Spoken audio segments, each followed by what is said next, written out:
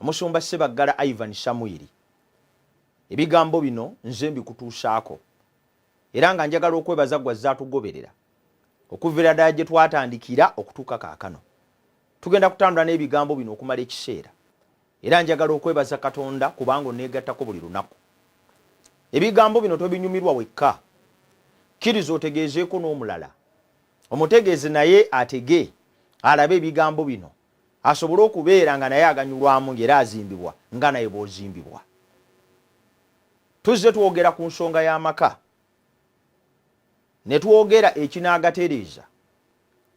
Ne twogera ku mulabe w'agaasooka. Era bwe twabadde tuyiga twagambye nti omulabe asookera ddala ow'amaka ye Setaani. Oyo si mulabe wa muntu yekka naye era mulabe wa Katonda. Atambula ng'alinga empologoma ewuluguma ng'anoonya gw'anaalya. Anoonya amaka okugataagula.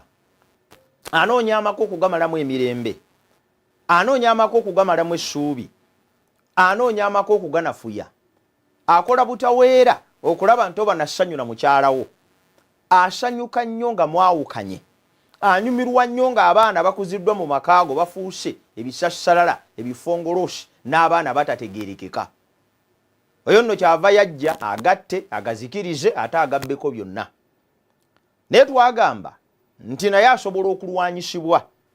Nti mulwanise nga Setaani naye anaabaddukanga. Temuggulirawo Setaani luggi mu maka gammwe. Tusobola kwesolossa kuyingizaamu busamize. Kwesolossa kuyingizaamu mmindi. Kwesolossa kuyingizaamu buseegu. Temumuggulira luggi Setaani kuyingiza ebyo mu bulamu bw'abafumbo n'obufumbo bwammwe. Bw'olaba ng'oluggi lwonna nga lutandise okuggulwa eri Setaani n'enkweza embi, obwenzi nga butandise okuyingira, obuyaaye nga butandise okuyingira, oluggi olwo luggale. Kubanga twayiga ne tugamba tusobola omuziyiza mu kukkiriza. Kakati okukkiriza okwo kukulu nnyo era kwa muwendo gw'okubeera nako. Kyeva nkusaba tokkiriza Setaani kutema kkubo kuyingirira makaago, kukumalako ssanyu na mirembe. Ekyo tokiganyanga muganda wange ne mwannyinaze. Tokkiriza ng'oyimiridde mu maanyi ga Katonda.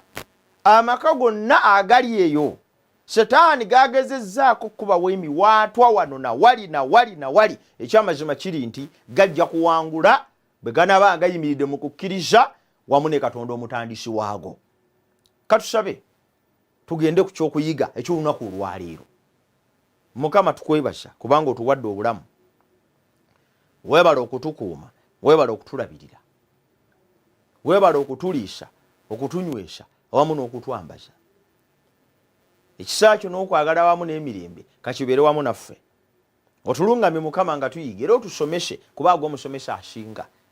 Ku bwa Yesu Kristo Mukama waffe bwe tusabye. Amiina.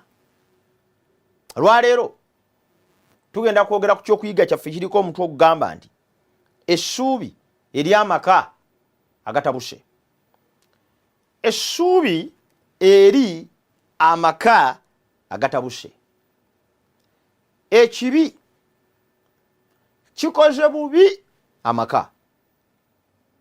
Entalo n'okweswaza bye bikulembedde amaka.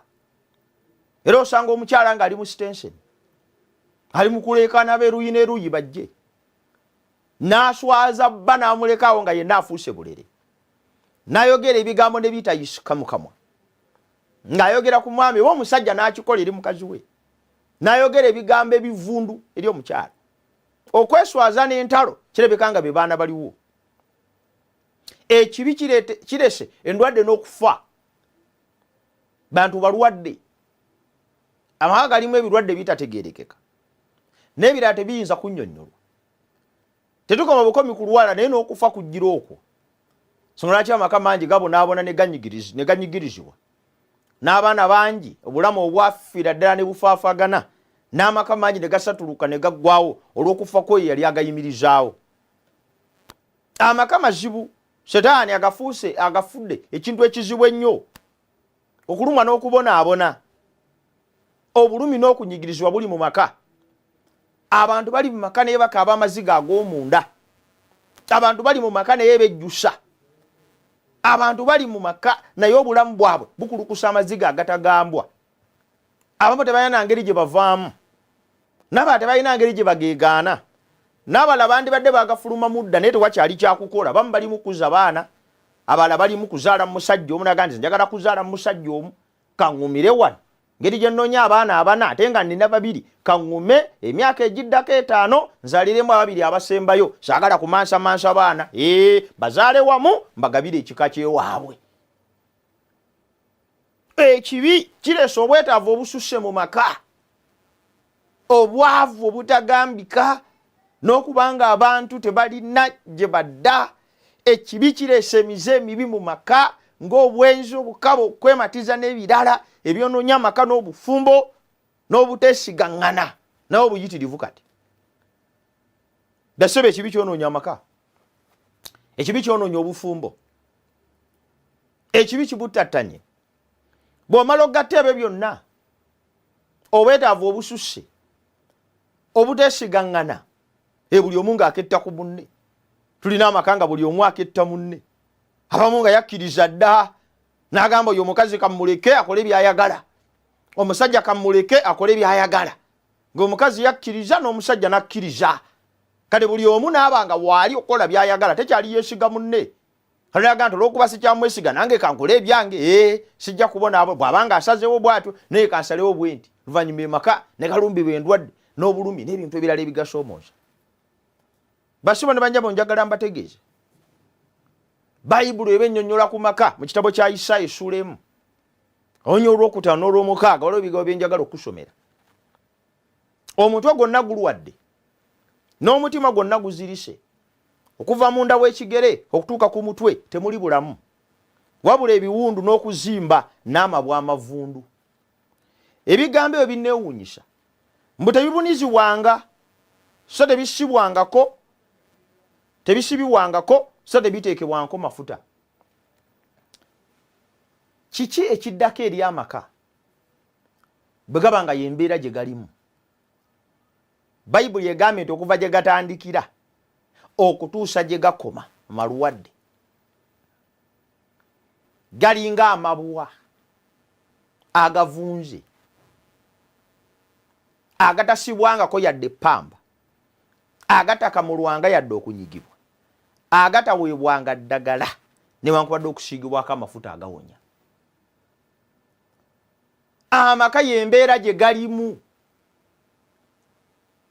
Ekyatuleesezza ebigambo bino kwe kukutegeeza nti waliwo essuubi eri amaka agafaananako bwe gati agakutamye, ge wejjusa okubeeramu, agakufuukidde geyeena, nga weebuuza lwaki wagayingiramu, nga wejjusa olunaku lwe wasisinkana omusajja oyo.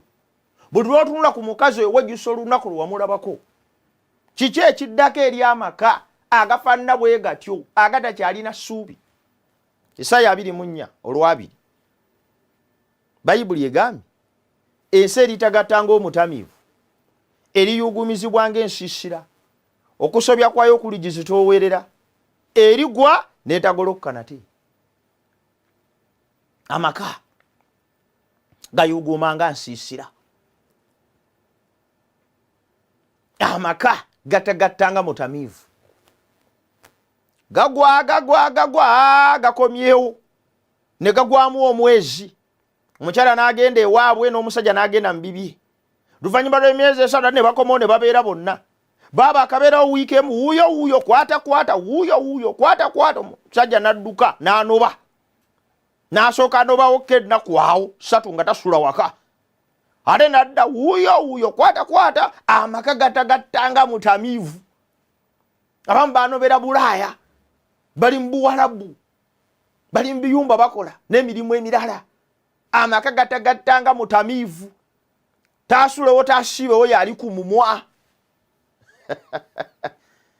Wiiki eno weegali ejja tegaliiwo, leero masanyufu, ewiiki ejja gambirigo. Bayibuli egambye nti gatagattanga mutamiivu. Ekigenda okuva mu kutagatta okwo, mu kulwana okwo, mu kuzunga okwo, mu kunoba okwo, mu kubagana okwo, ebyawandiikibwa bigambye gagenda kugwa, tegagenda kuddamu kuyimuka. kino nga kibi eri abali mu maka olwaleero okubanga oli mu maka akagenda okugwa galeme kuddamu kuyimuka. Abaffe waliwo essuubi. Essuubi lino lyenjagala okwogerako lindeetera kutandika okunnyonnyola ekigambo ekikulu. Tina lwaki ebizibu bino we biri. Mutawaana ki oguliwo oguleeta amaka okutagatta ng'omutabiivu. Weegali wiikendi wiiki ejja tegaliiwo. Waliwo ebigambo bye nsoma mu Bayibuli ebimpoomera. Eri mu Yeremiya essula, eri mu Ezekeri essula 17 onyolw'omwenda n'olw'ekkumi. N'agamba nti omutima mulimba okusinga ebintu byonna. Era gulwadde endwadde etewonyezeka. Ani alinza okugumanya? Nze Mukama nkebera omutima. Emitima gy'abasajja girwadde. Endwadde gy'otakyasobola kunnyonnyola. Emitima gy'abakazi girwadde. Endwadde gy'otakyasobola kunnyonnyola. Ebyawandiikibwa bigambye nti tewonyezeka. Eyo endwadde y'ekibi. Endwadde y'ekibi etawonyezeka yeetawaanya omukazi ali mu nnyumba yo. Endwadde y'ekibi etawonyezeka yeetawaanya abaana, n'okuba omwana, n'omutwalako ekampiringisa, n'omuvuma ebivumo byonna ne biggwayo, n'omusibirako mu kisenge, n'omukuba emigo n'engalo n'ozookya, naye ng'omwana takyukako, n'oboggola takyukako, n'okyusa amaaso takyukako, n'okambuwala takyuka, n'ofuuka ng'engo, n'osanga omukazi nga yafuuka ng'owakakulwa abaana n'enviiri zisansuse. Manye ekitawaanya abaana abo? Emitima mirwadde. Gino endwadde etawonyezeka. Mukazi we alina omutima omulwadde. Kyova omulaba nga mu bwezi yasukka alinga mpisi. Manye empisi bwenoonye ennyama namulaba nga aweddemu akamuse. Newankubadde ng'omuwa byonna naye naagana ne kubatamuwa. N'otunuulira bbaawo omukazi amutwala n'okaaba. Alina ekirwadde. Omutima mulwadde nnyo, gulina endwadde etewonyezeka. Kyova otunuulira omukazi amumazeemu noga naye bannange ndaba oba siraba. Waliwo abakazi abateera nnyo okwogera ebigambo mu ngeri y'okwekaza. Tikale waakiri nno wandifunyeeko kale waakiri nno omukazi kale gwe bayita omukazi. Naye oyo mutima mulwadde. Gulina endwadde etawonyezeka. Musajja wo kyava ggwamu. N'otambula naye ku luguudo naye omukazi n'asala n'olabanga agenderako. N'amalayo bw'ati n'amalusuta ne gatonnya n'omukuba bukubi luyite oba yekomawo ovuga. Mutima gulwadde endwadde etawonyezeka. Endwadde etawonyezeka. Omuwandiisi agambye ti Katonda yekka yagimanyi. Katonda yekka yayinza okugikwatako. Katonda yekka yayinza okugifunira eddagala. Katonda yekka yamanyi bw'agenda ogikwasaganya. Essuubi ery'amaka agatabanguse. Waliyo amaka gamu mu Bayibuli ag'omusajja ayitibwa Zaakayo eri mu Lukka essula 19. Omusajja ono yali musajja w'amaanyi, yali musajja mugagga. Erinnya lya mukazi we teryogerwa, n'ag'abaana be. Naye yabirina, yalina omukazi n'abaana. Ngano gaali maka, gaalimu omusajja omugagga. Alina buli kimu, naye nga talina mirembe, nga talina ssanyu. Yalina omukazi omulungi n'abaana abalungi, naye nga talina mirembe mu maka. Essuubi ery'amaka agatabanguse. Mukama akuwadde amaka go malungi, naye waliwo ekigabulamu. Waliwo ekyetaaga okugayamba, geetaaga okugadduukirira. Kyeŋŋamba galina ebizibu. Sente ozikola okera ku mulimu buli lunaku, baana balya banywa naye tolina mirembe. Omukyalo omulina naye tolina mirembe, olulira nga talina mumativu okubeera naye. Zaakayo bw'ati bwe yali, yalina byonna naye ng'emirembe tewali. Tulina amaka olwaleero agalimu abakazi abalina engoye ennungi, abalina engatto ennungi, abalina sikini ennungi, abagenda ne beeyokya n'okweyokya ne beebugumyaku, wamu ne bakwata mu bisiga eri engalo bwe zivaayo ne zisibira bwe zisibidde. Ne bagiramu bati ne bagiramu bati ne bagiramu bati. Naye nga tebalina mirembe, naye nga tebaleeta ssanyu. Tulina abasajja abambala amasuuti amalungi, tulina abasajja abaasoma n'abakazi abaasoma, tulina abaana batwaliddwa mu masomero ag'amaanyi, nenga amaka temuli mirembe, amaka temuli musanyu, amaka temuli mukweyagala. Ge maka g'omusajja ono ayitibwa Zaakayo. Waliwo ekyali kibulamu newankubadde nga alina byonna. Waliwo ekibula mu maka go kyenjagala kutegeeza olwaleero newankubadde nga galina byonna. Ne waliwo ensonga lwaki ga maziga, waliwo ensonga lwaki gakaaba, waliwo ensonga lwaki tewali kwesigangana. Abamu muli mu bikomera gye musula, nyumba zammwe za bbeeyi mwagigula obukadde 5, $500 million. Abamu mwazima amaka amanene, abala muli mu kalina, abamu nnyumba oyina 3 gy'oyagala gy'osula. Mugendako ne out ku Sunday, ate si mu Uganda wano, Dubai, Thailand, Bahamas n'amawanga amalala. Naye tewali ssanyu, tewali mirembe, tewali yeesiga munne, buli omu yeeraliikirira kungulu birungi naye munda mukaaba. Zaakayo bw'atyo bwe yali afaanana. Yasala magezi ki? Nze Bayibuli bw'eti bwe ŋŋamba, Luka 19:3. Yasala amagezi okusinkana Yesu. Yasala amagezi okusinkana Yesu. Zaakayo bwe yanoonya engeri gy'anaasobola okuzzaawo amaka ge, bwe yanoonya engeri gy'asobola okugazimba, bwe yanoonya engeri gy'asobola okugafuula ag'omuwendo. Teyakuba mukazi, waliyo abanoza emiggo agitemye. Emisango egy'amaanyi luga, actually sina luga, waya ey'amasannyalaze. Emisango egya wakati kati luga oba nzo. Emisango emitonotono mu mwanyi oba mupeera. Zaakayo bwe yanoonya okulaba amaka engeri gye gayinza okuddamu Esuubi, ekyobunyisa kiri kimu, teyatema miggo giteeka mu kasonda ng'abamu ku mmwe mukoze embalabi. Amaka ye baaganoonyamu emirembe, teyavuma. Waliyo omukyala eyatesitesa ebivumo, musajja nja muvuma ntegeere. Waliyo omukazi avuma omusajja, omusajja n'akoteka omutwe n'amatu ne gagwa ng'ag'embuzi oba endiga.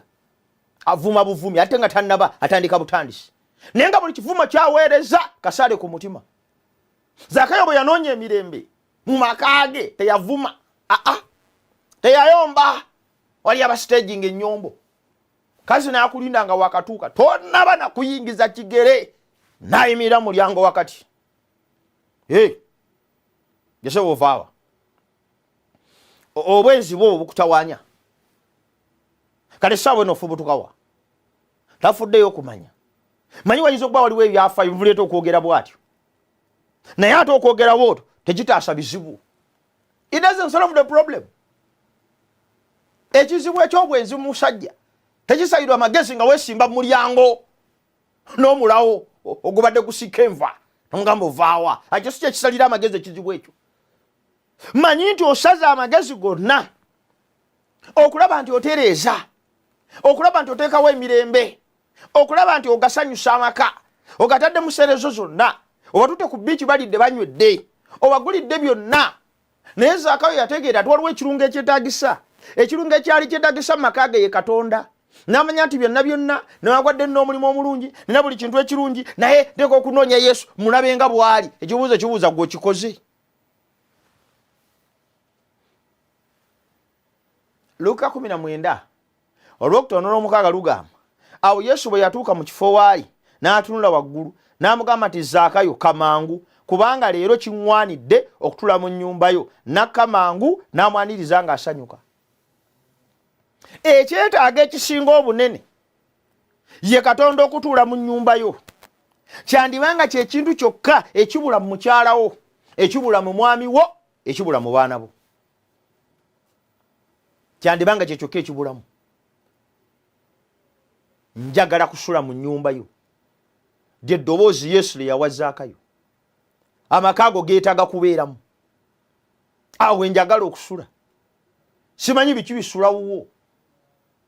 Amusuzaayo bigali biri wansi w'ekitanda. Awo tegagenda kuba na mirembe. Bamuna bakayaayana n'emidde emirala musimanya tunagigattagatta giveemu emikisa. Teri. Waliwo yeetaaga okusula mu bulamu bwo. Yeetaaga okusula mu bulamu bw'amaka go. Ekyetaaga ekisinga obunene ekya buli maka ag'omulembe guno bwe gaba ganaafuna essuubi kiteekwa kuba Yesu. Bw'abanga si atudde mu maka nga mutuddemu kintu kirala tewaliwo ssuubi na mirembe. Kino nkyogera kubanga kya mazima kituufu era tukirabyeko. Amaka tegagenda kufuna mirembe bwe kuba agatuddemu ssente. Ssente tezimala kuleeta ssanyu mu maka. bangi bazirina n'abasinga okuba nazo tebagalina. That's it. Tebagalina. Kati amaka tokatuuzaamu ssente zokka lonza ndi akezituuzizaamu ssente omukazi ke mupokedde ssente kati ajja kunjagala tekiriyo omupokera obukadde n'anoonya ow'Enkumi 5. Amako gatuuzizaamu ki? Abamu gatuuzizaamu ddagala. Bwe nanyiga bwendi nenyiga bwendi mu mazzi ganya ne mu mmere gy'alyanga amaze gukakasa kiru kiri kimu. Yesu yasaba okutula mu nnyumba ya Zaakayo kubanga kyo kyokka Zaakayo kye yali yeetaaga. Ekyamazima kiri nti Yesu bwe yatula mu nnyumba ya Zaakayo n'atula mu maka ge n'agatebenkeramu, wulira ebyaddako. Luka 18:19 olw'omunaana paka olw'omwenda. Zaakayo n'ayimirira n'agamba Mukama waffe nti laba Mukama wange, ekitundu ky'ebintu byange mbawa abaavu, obanga nali azaamanya omuntu yenna ekintu kye muliirira emirundi ena. Yesu bwe yatula mu maka ga Zaakayo, Zaakayo n'azzaayo bye yabba n'asasula be yali azaamanya. Sente nga teziwandiika, okuwanda sente nga sikyamu. Waliyo abasajja byendaba mu gavumenti omu n'amugamba wanda si wanda, wanda sente si wanda, wanda sente si wanda. Ne bamugamba twakutte sente zowetisse z'abantu lagati kama mbaya ni mbaya oba mungobe sitakeretebwa n'adduka n'ekikutiya kikuba wakikubye nago oba nfanfe oba nswale ne bawemuka.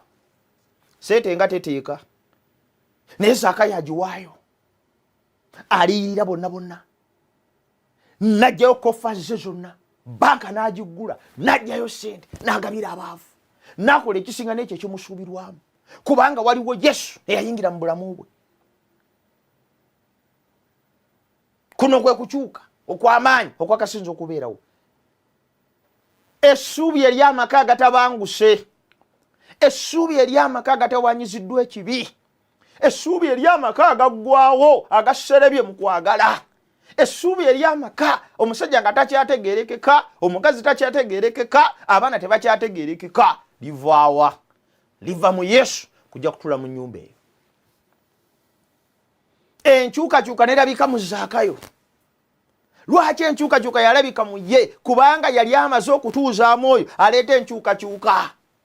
Omusajja omulozi akulemye, ofuuye ebbindi n'amannyo gagubye, gafuuse aga kyenvu, gagenda fuuka gatanise n'okwetoolako gafuuke ga bitundu. Ofuuye emmindi ekimala n'omusajja takyukako. Okubye omukazi emiggo nagisensebuka, buli lw'okomawo n'otimpula, buli lw'okomawo n'okuba, buli lw'okomawo n'ogunda. Ebyo byonna n'ebigambo byanjawulo: okuba, okutimpula, okugunda n'okusesebbula.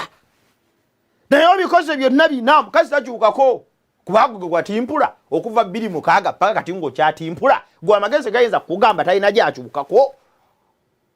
Ovumye omusajja okooye, omutambuliddeko ku booda kati wafuuka wa seemwayi, oketta, olina bukamera mu nnyumba, buno mu kateni, buno wano mu bisenge, mu lukuubo, obulala buli mu balubu wakweka omwo.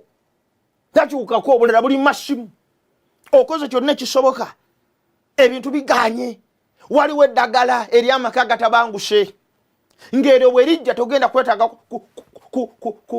kutambulira ku bbaawo n'omuteekako n'owa booda amulondoola buli mwezi 10,000. Sente zikufiira bwerere. Nkuzigirira amagezi olwaleero, nkuzigirira ebigambo bino ebikulu Yesu byayogera ery'amaka gano. Zaakayo ng'amaze okukyuka. Luka 19 olw'omwenda paka olw'ekkumi. Yesu n'amugamba nti leero okulokolebwa kuzze mu nnyumba muno, kubanga naye mwana wa Ibulayimu, kubanga omwana w'omuntu yajja okunoonya n'okulokola ekyabula. Haleluya! Nannyini kutandika maka nga ye Katonda bwe gaabula yaganoonya. Amaka mu lusuku Adeni, Adamu ne Kawa bwe baayonoona nga kibagwanira kufa, nga bwe twayogera omulundi guli, ng'omulabe waabwe Setaani amaze okubeetooloola abasuule. Mufe gya Katonda okubazikiriza, Lubereberye 3:21 tugamba ensolo yettibwa n'abambaza amaliba gaayo. Amaliba gano ne gabajjukizanga buli lunaku nti mwali bakufa naye ensolo yafa ku lwammwe. Ne Yesu bw'atyo ye mwana gw'endiga guli ogattibwa okuva ku kutondebwa kw'ensi naye ng'okufa kwe kwali kwakutaasa maka. Yesu yakkiriza azuule amaka nga kikyasoboka. Mukkirize leero azuule amaka ago nga kikyasoboka, nga bwe yazuula amaka ga Zaakayo n'agazzaamu emirembe. Amaka agatalina ssuubi gasobola okufuna essuubi, agatawanyiziddwa obwenzi ne bukoma, agatawanyiziddwa obulogo ne bukoma, agatawanyiziddwa abaana abalalu ne batereera. Ayagala kusula mu nnyumba yo, nze nkuzigirira essuubi. Teri n'omu agenda kukuyamba mu kino okukyusa obulamu bw'abantu b'omu maka go. Oweero sitagenda kukyusa maka go kubanga n'agage gali ku ccupa. Abakulembeze tebagenda kukyusa maka go kubanga n'agaabwe gakusabira. Ne bannaddiini batyo nabo batere mu buteezi Saara mu gaabwe. Sente zigenda kukola kitono yadde ngolooza nti zirina amaanyi. Obukesi bugenda kukola kitono. Teri kintu na kimu kigenda kukyusa nnyumba yo okujjako okukkiriza Yesu n'agituulamu. Mwenna abandaba bonna bwe musinzira okundaba, amaka Katonda yaganunula. Yesu yajja okulokola n'okunoonya ekyabula. Yajja okulokola amaka ago, yajja okunoonya ekyabula, yajja okuzuula amaka agabuze, yazza okuzzaawo enkolagana mu bafumbo eyali emenyeseewo. Yafa ku musaalaba Gologoosa, amaka gonna galokolebwe. Agazzeemu essuubi si lya wano wokka, nenera ebiseera ebigenda okujja. Kibuuzo kye nnina gy'oli kiri kimu, onakkiriza leero Yesu n'ayingira mu bulamu bwo? Onakkiriza leero n'ayituula mu maka go nga bwe yatuula mu ga Zaakayo? Bw'obanga ye Saalayo ng'oyagala Yesu atuule mu maka go, byonna bigaanye, asobole okugaddaabulula n'okuganula nga bwe yanunula aga Zaakayo, kkirizo neegatteko essaawa eno, nkusabire gwe n'ennyumba yo. Kitaffe omwagalwa, tukwebaza kubanga watandika amaka. Ekibi kigatabangudde, naye tulina okukkiriza nti wajja okunoonya n'okulokola amaka agaabula. Nga bwe wanunula ago agali mu Adeni agaagwa n'ogalokola, Mukama n'agaffe galokole. Nteeka amaka g'omukazi oyo, g'omusajja oyo, g'omwana oyo mu mikono gyo. Mukama otuule mu bo, otereeza amaka gaabwe, ogateekemu essanyu awamu n'emirembe, ogawanguze kubanga ye ggwe Katonda waabwe. Tubeere n'amaka agali mu ssuubi era aganatuuka mu bwakabaka bwo. Ku bwa Yesu Kristo Mukama waffe bwe tusabye, amiina. Mukama akuwa omukisa nga bwetwalira Yesu okutuula mu maka go ne mu nnyumba.